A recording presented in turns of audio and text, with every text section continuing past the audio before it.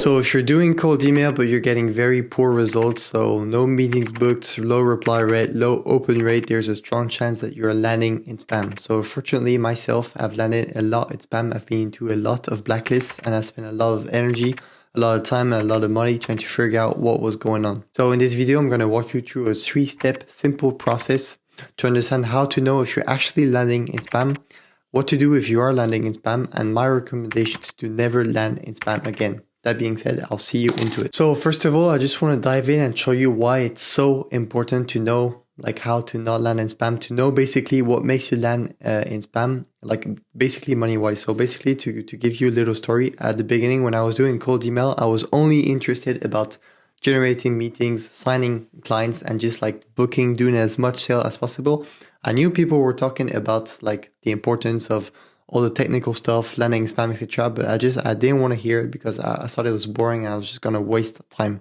Now the thing is, so I started my cold email with like basic knowledge, like just how to set up your inbox. I think I actually paid a few VA to do this because I just like the whole email infrastructure side of things just like was so boring to me. So this was the last quarter of 2023, so 33 meetings booked. And then going into 2024 for the next quarter, so first quarter of 2024. So these are our same like time periods, but not the same time. Only 15 meetings. So you can see already like two times less meetings from one quarter to another. And I was using like the same copy, the same everything. And this is where I realized like, fuck, I must be doing something wrong. Like what's going on? And I was trying to change everything, even though like all the same metrics I was using the same, and I wasn't getting any more meetings. I was like so pissed off because things weren't going as fast as they used to be. And so I really put my head down. Like I basically like came to the realization that I was landing in spam. So I put my head down, really trying to figure out, because I knew like I had a lot of knowledge like in the cold email industry, but spam was one thing that I didn't know like 100% like what was going on. So I did my research, etc. I tried to fix things. It took me about 3 months. And then this quarter, which just finished a few days ago, I booked 90 meetings again. So from there to there, like this cost me 75 meetings. If I've got even a 20% closing rate, this is dozens of thousands of euros just because I didn't want to learn about spam and didn't want to follow the right steps. So I recommend like strongly to you to understand what you're like, what's going on with spam, etc. So I was using the same copy, same people, same volume. Landing in inbox makes a massive fucking difference. So some of the mistakes I did, I'm going to go like way deeper into all of this, but just to give you like from my story, what was happening. I removed the unsub message at the end of the email. Like if this doesn't interest you, please reply me and I'll get you out of the list. I removed this because I thought it wasn't personalized. I used the same copy for too many people. I was doing like email campaigns with 8,000 people using the same copy. The gap between each emails on top of that was too short, and I was using Google resellers. So I think all of these factors combined made my campaigns land in spam and my inboxes land in spam. So the first thing now, based on like what I've seen with my clients on my campaigns, is how to know if you're landing in spam. Because the worst thing you want to do is you have doubts concerning like your email deliverability. You think you might be landing in spam, but you're not sure. So you're trying to mess with everything. You're changing your copy. You're trying to do like super personalized stuff. You're thinking like, oh, maybe because it's I should use a VPN. I see like so many different type of things. Like, oh, maybe because my I don't know what it is, like my spin tax is wrong, etc. When reality is super simple. Like you just need to know if you're landing in spam or not. If you're not landing in spam, then you will need to tweak with your ICP offer. If you're not landing in spam, there's no point messing with all of this. It's simply like getting back to inbox again. Some good indicators to know if you're landing in spam or not is your open rate. Like if you've got like really beginner average open rate, you should be at 50% plus. Like even though if it sucks, your subject line must be at 50% rate. So it needs just to be like short and curiosity. Concerning your reply rate, it needs to be above 1% at the bare minimum. If you're getting very low answers, like only out of the office and automatic responses, but nobody is actually saying like, I'm not interested, please take me off your list. Someone is doing this for us already. Let me transfer your mail to someone who is more like concerned about the topic. If you're not getting any of these like human responses, I'm not even talking about meeting books, like just personal human responses, this means you're probably landing in spam.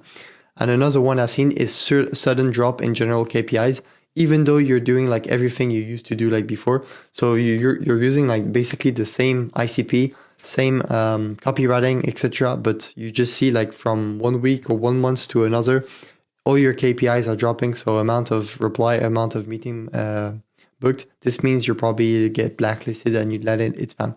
So this is just like what are the triggers you should be looking for. Now, if you want to confirm all of this, you simply need to do like a blacklist check. So you can go into MX Toolbox and then you'll see like here is blacklist and just simply put your domain and see what it says. So this is an example for one of my domains. They said like an old domain. It says I was blacklisted. So you can get either domain blacklisted or IP blacklisted. For IP, so let's say you put your domain, you have suspicion about a domain. It doesn't say anything that you should test your IP. So just put on Google, what is my IP? Put your IP in there and sometimes see. Sometimes you'll see your domain is not blacklisted, but your IP actually is. And if you want to, what you should check out for, I say like the main one I've seen and they actually like do a lot of impact and really like it really sucks and you're not landing in inbox anymore is use protects Barracuda and Sorbs. Like these are the main ones. These will actually hurt. I know that like show me spam, it doesn't really do anything. I've got some of my inboxes where I'm blacklisted in this, still got 75 open rate and I'm still booking some meetings. And sometimes, which is interesting, you can even go into more details to see what's going on. So you can go here, you can press detail, or you can directly go into the website of the blacklist. So use protect. You can go online, go on their website, put the IP or the domain. So this is the IP for the domain I just shown you. Here it says like, so their blacklist level 1, I'm not listed. Level 2, I'm not listed. Level 3, I am listed. And when you go into the comments, it says, your IP 54 blah blah blah was not part of abusive action, but you are the one that has freely chosen your provider. By tolerating or ignoring that your provider doesn't care about abusers, you are indirectly also supporting the global spam with your money. So this says that my domain is actually clean, but the provider I'm using is hurting my deliverability. So this is really interesting to get the comments because it knows like what's going on and how you should fix it. So this means I can simply use the same domain, change providers, and I'll probably be clean again. So this is like the number 2 like level of how you can check your landing in blacklist. And still, if you do all of this and everything comes out clean in MX Toolbox, you should do some, sometimes it happens, some inbox placement. So what I would recommend is open one of your inbox where you think you're blacklisted or you think you're landing spam and send a brand new email. So you just send a new email to the inbox you've never reached out before. It can be one of your friends, your mom's, one of your other clients. Just do a test and then see where do you actually land inside this new inbox. Are you in spam or not? And this will tell you, like if you're landing spam for this inbox, this probably means you're landing spam for all of your outreach. Try different type of mail providers. So try using an inbox which is on Microsoft, one on Google, one of other type of stuff. And then what you can do, if you want to go even further, is do this with a automatic tool. I don't necessarily recommend this because I think the results are sometimes a bit like not correct. First of all, because probably they're trying to get some money because they didn't send like a solution for deliverability. And secondly, I think this actually hurts your deliverability, but it's another topic. Just use something like Inboxy, still interesting, and do like a once every month inbox placement to see where all of your emails are landing. So now that you know exactly if you're landing in spam or not, you can take some like really logical action. So there's 2 ways to go around it. The first one is you can try to delete your domain or IP. Let's say you landed in blacklist. So same for this. It says I'm on blacklist. I'm just gonna connect these on the support, so I can go here and actually like there'll be somewhere where you can contact the people, and you can simply send a little message like, "Hi, I have my ICP that has shared ICP address, and the one I got is blacklisted. Can you please remove me?" Blah blah blah. I actually seen this message on another YouTube video, so I'm not taking credit for it. You can do this even either way. I don't recommend doing this because it's long, and for me it's not the most effective process. I've actually never done this myself, because it's just like I don't think it solved anything. If my IP is hurt, it's going to be hurt again. So what I recommend you is simply delete the inboxes and start fresh with new recommendations without doing the same mistakes that you did before. And this, you're sure 100% it will work. So how can you make sure you never land in spam again? So I'm just going to walk you through each of the different process to make sure you're not going to land in spam again. And please really be careful of doing everything I said and not jumping one or skipping one, because I've done this before and simply changing one of these elements can ruin the whole process. And God knows it's a boring and a long process. So first of all, buying your domains. You want to stick to the main providers, Sporkbun, Squarespace. These are the two I can think of. There are probably others, but my recommendation is don't use a Namecheap. Sometimes I buy from Namecheap and just like one day after I'm already on blacklist simply because their platform is like IP blacklisted.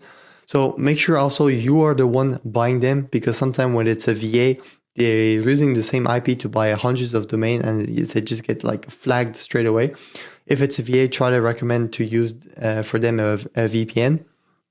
Concerning the setup of inboxes, I would recommend don't use a reseller, especially today, as there's lots of shit going around with reseller. Go buy a fresh Google workspace and then set up the 10 inboxes per workspace max. So what I would do is you buy the inbox like from your credit card, your country with your IP, and then you share the logins with your VA and he can do the setup. Set up DMARC, SPF, DKIM. So you want to do all of these. I'm not going to show you how to do it because it's pretty simple and there's loads of YouTube video about this already.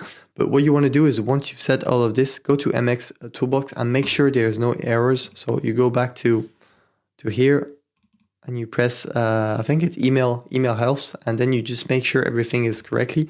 The only two errors you should see is reverse DNS does not match SMTP banner and SOA expired. Like these are the only two. I'm not sure how you fix this, but I know it doesn't impact deliverability. But if you see like, DMARC quarantine policy not enabled, etc., you need to make sure all of these are correct.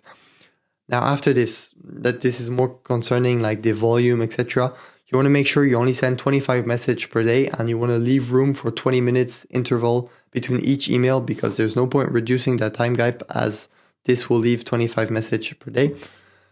25 email warm up every single day with daily ramp up. So you've got a total of 50 emails per day per inbox with a 1-to-1 warm up ratio. So you're sending 25 emails for your outreach, for your email campaigns, and 25, which is only warm up. So it's basically, you're trying to even out what is going on. So let's say you say 25 email to your outreach and you get like, no one is opening, no one is replying. And then you've got your warm up where people are replying, people are opening. It's going to counterbalance what is going on and it's not going to show any red signs to Google or Microsoft. You want to put a reply rate for your warm up emails at 80% just to show there's some activity going on. And you want to warm up for 2 weeks period. You probably know all of this. I just want to make sure like everything is there. Concerning the copywriting, so these are just a few elements. Try to keep it under 50 words. Use spin tags. So this is an example for my intro. Hey there, first name. Hello there, first name. Hello there, first name. Explanation. Just by using spin tags, if you don't know what spin tag is, it's simply you put loads of variables into an email and it's going to send one version for each different people. And so overall, it makes sure like for a big volume of email, you're not sending the exact same message to each person, because there's your spin tags and then there's the variable. If you're using first name, company name, you're basically like sending different types, like slightly different variation of emails to different type of people. You want to have no links, no photo, and soft CTA. So to recap all of this, first of all, you should know exactly if you're landing in spam or not. I think the biggest pain point for me and what I see from my clients is they're guessing too much. Like you're guessing, or even when I'm doing calls inside of groups concerning email, people are not sure, they're guessing, they're like just trying different stuff to see if it works. Like you can't scale like this. This is not the proper way to do it. You need to be sure, like black on white, am I in spam or not? If I'm not in spam, then I should work on my offer, I should work on my ICP, etc. If I am in spam, then I need to work on my email infrastructure. Like this is for me the most important aspect of it. And then there's the second aspect, how to make sure like you're not going to land in spam again, and just follow everything that I said there and you should be good. And the thing you want to do is, as soon as you're in spam, remove the inbox, you buy new ones. It should just be in process. If you want to be clever about it, have some inbox, you don't even use them, just like safety inbox. Make sure you have enough to never be like, the main problem I had is here, I had no safety net. So I had one good month, and then 1 month impacted by spam. And for 3 months, this ruined my business. So you don't want to do the same mistake.